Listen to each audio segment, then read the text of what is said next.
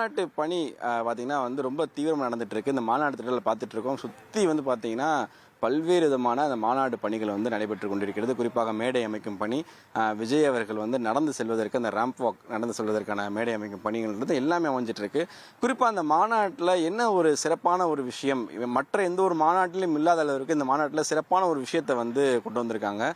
மாநாடு என்றாலே பல லட்சம் மக்கள் ஒன்று கூடக்கூடிய இடமாக இருக்கும். குறிப்பாக வெயிலின் தாக்கம் அதிக அளவு இருக்கும். அந்த நேரத்தில் வரக்கூடிய அந்த கட்சியினுடைய தொண்டர்களுக்கு தண்ணீர் தாகம் அதிக அளவில் காணப்படும். அவங்களுக்கு தண்ணீர் தாகம் எடுக்கும். அந்த நேரத்தில் அவங்களுக்கு தண்ணீர்கள் குடிக்க வேண்டும் என்றால் பல்வேறு தூரத்தில் போய் அவங்க தண்ணீர் அருந்த வேண்டிய சூழ்நிலை உருவாகும். இந்த ஒரு விஷயம் இந்த மாநாட்டில் அந்த தண்ணீர் தட்டுப்பாடு இருக்கக்கூடாது என்ற ஒரு கருத்தில் கொண்டு தமிழக வெற்றி கழகத்தின் தலைவர் விஜய் அவர்கள் ஒரு புதிய ஒரு திட்டத்தை கொண்டு வந்திருக்காங்க.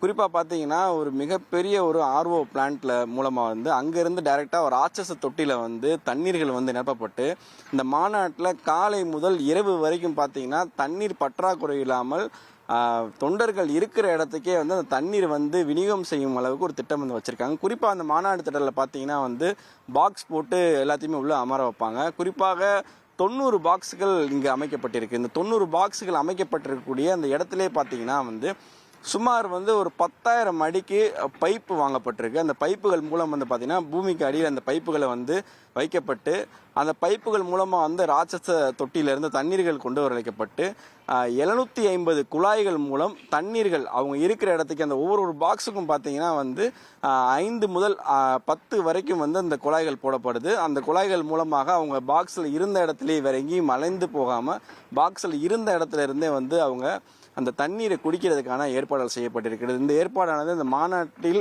முக்கியமான விஷயமாக எந்த ஒரு மாநாட்டிலும் இல்லாத அளவிற்கு ஒரு புதிய திட்டங்கள் கொண்டு வந்திருக்கு.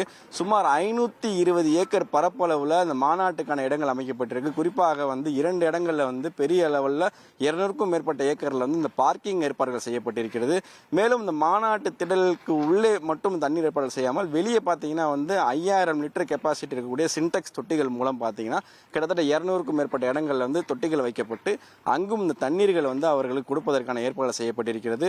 இந்த மாநாட்டு பணியானது தீவிரமாக நடைபெற்று கொண்ட நிலையில் அந்த கட்சியினுடைய பொதுச் செயலாளர் ஆனந்த் அவர்கள் பார்த்தீங்கன்னா தொடர்ந்து இந்த மாநாட்டு பணிகள் நடக்கக்கூடிய இடத்துல ஆய்வுகள் மேற்கொண்டிருக்காரு. அந்த ஆய்வுகள் மேற்கொண்டிருக்கும் போது இங்க இருக்கக்கூடிய அனைத்து விதமான இந்த திட்டங்களையும் பார்வையிட்டிருக்காரு. குறிப்பாக இந்த மாநாட்டில் மிகப்பெரிய பேசப்பெரிய விஷயம் என்னன்னு பார்த்தீங்கன்னா இந்த தண்ணீர் பற்றாக்குறையை தீர்ப்பதற்காக தான். ஏன்னா